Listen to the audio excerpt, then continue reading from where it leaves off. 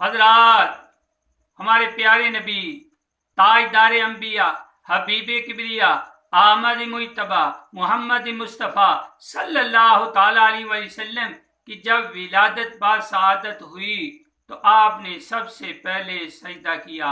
ولادت ہوندیاں ہی سجدہ وچ سر رکھیا، ولادت ہوندیاں ہی سجدہ وچ سر رکھیا۔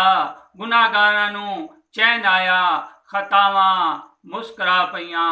میرے پیارے بھائی، سجدہ کرنے کے لیے ضروری ہے کہ جسم پاک ہو، جگہ پاک ہو، لباس پاک ہو۔ تو رسول خدا نے اس دنیا میں تشریف لانے کے بعد یہ اعلان فرما دیا، اے لوگو، میں بھی پاک ہوں، میری والدہ بھی پاک ہے اور جگہ بھی پاک ہے۔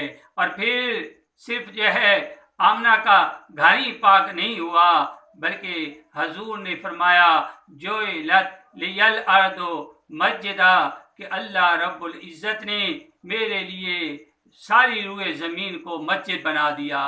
آپ کی آمد کے صدقے، آپ کے قدموں کے صدقے زمین شرق سے لے کر غرب تک، شمال سے لے کر جنوب تک، تحت الثری تک ساری روئے زمین پاک ہو گئی۔